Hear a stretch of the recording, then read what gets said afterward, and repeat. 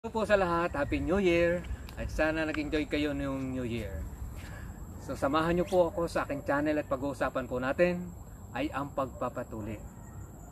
Pero bago po natin discussin ang tuli, ay magbigay muna ako sa inyo ng trivia about tuli. Alam niyo ba na ang nagpapatuli ay ang mga narating lang ng teaching ni Jesus?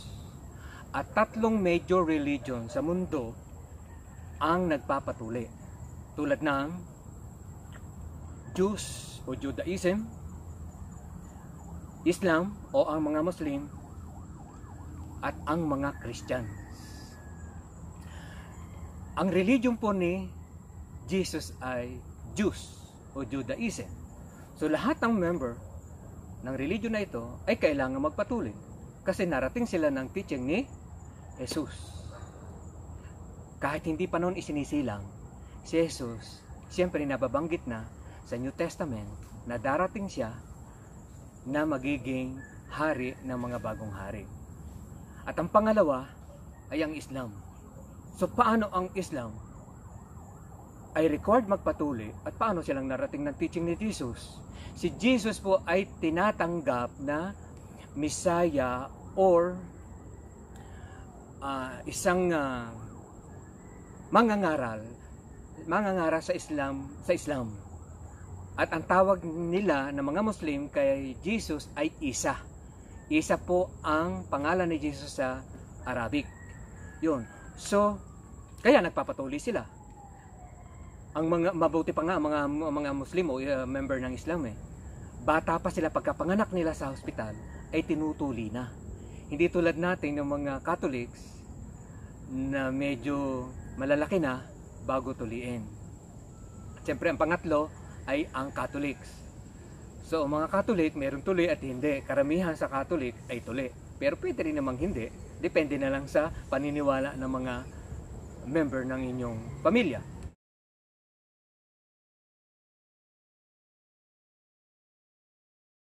In the Philippine context, dapat ba tayong magpatuli? Opo, dahil almost all people in the Philippines are Christians or Catholics. Now, kahit hindi Catholic, siyempre, dapat sila magpatuli dahil sila ay Christians. So, ang mga reasons sa Philippines kung bakit tayo nagpapatuli ay marami. Una, religion. So, sa religion, ang tuli, it is a ritual. Bakit ritual?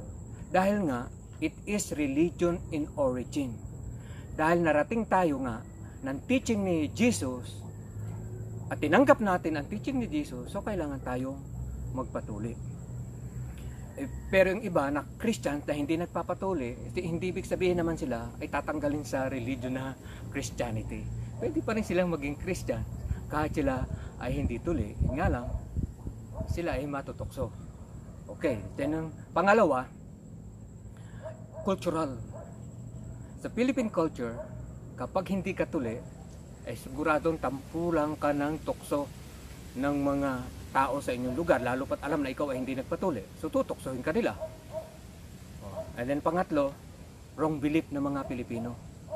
Na kapag ikay lumalaki na, ikaw ay 9, 10, 11 o 12 years old, kailangan na magpatuli. Dahil sabi ng matatanda, kailangan magpatuli para lumaki. Ang bata po, kahit hindi tuli at dumating sa age of puberty, ay lalaki.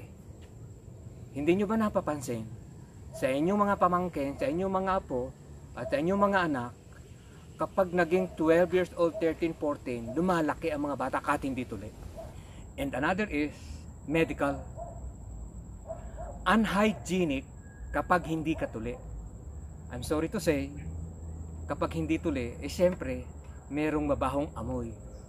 At nagiging hindi maganda ang amoy kapag hindi tuli kasi meron siyang extra na balat na siyang nako-close doon. So, babaho siya kapag hindi tuli. O, yun ang difference pag tuli at hindi. Yung pag hindi tuli, mabaho. Kapag tuli, hindi naman sinasabing mabango, pero depende sa iyong hygiene. Malinis ka ba o hindi? Kahit hindi ka tuli, kung malinis ka naman, pwede.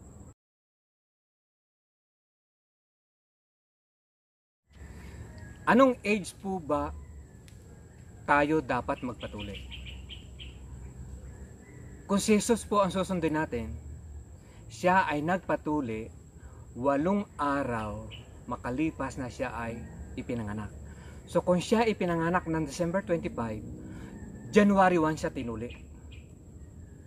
Ang mga Muslim, pinatutuli ang mga bata pagkaanak pa lang sa hospital. Lahat ng Muslim tinutuli na kaagad pagkalabas sa pagkalabas o pagkapanganak nila.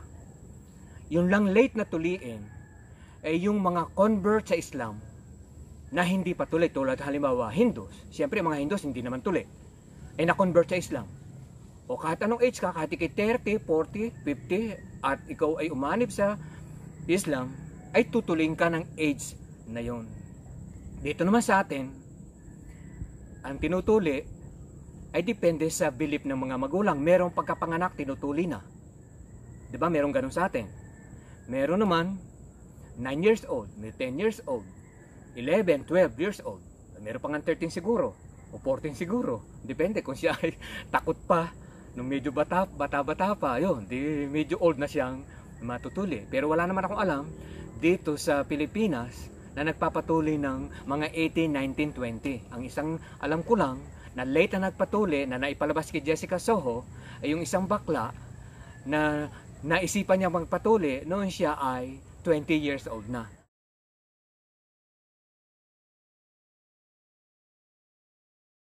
Meron po bang paniniwala regarding sa pagtutuli?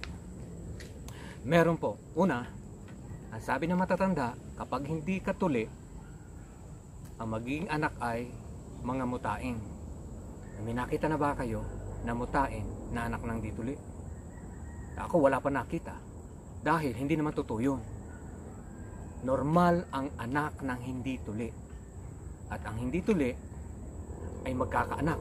Kasi minarinig ako minsan na kwentuhan ng mga lalaki, kapag hindi daw tuli, hindi makakabuntis, hindi magkakaanak. Hindi po totoo yun. Kasi meron naman din silang sperm. Oh, so bakit hindi sila makakabuntis? Ang pangalawa pong paniniwala nila ay nangangamatis kapag nakita ng babae. Alam nyo ba kung bakit nangangamatis?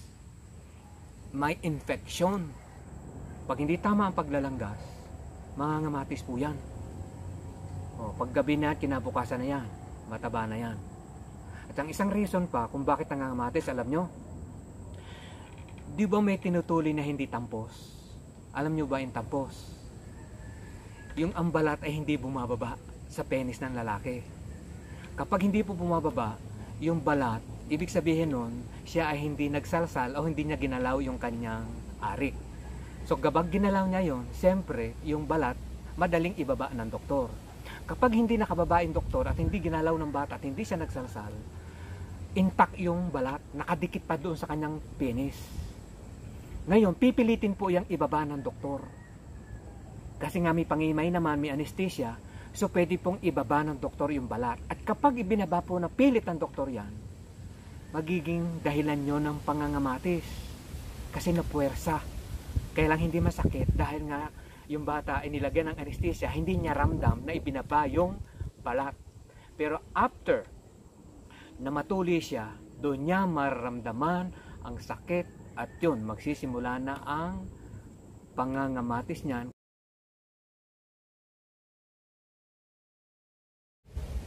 Meron po ba sa Pilipinas na tumututol sa tuli?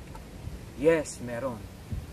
Ang hospital po ng Manila, kung alam niyo ang hospital ng Manila, sila po ay against sa tuli. Ang mga doktor doon, mga nurses at sino pang medical professionals na nagtatrabaho sa hospital ng Manila, lahat sila tutol sa tuli. Bakit? According to them, ang tuli ay masakit. Meron po silang banner kapag tuli time, 'di ba? Ang tuli time is March, April hanggang May. So, yan ay tulian month. Nakalagay po na pagkalaki-laki ng streamer o banner sa hospital ng Manila, hindi ako magpapatuli kasi masakit.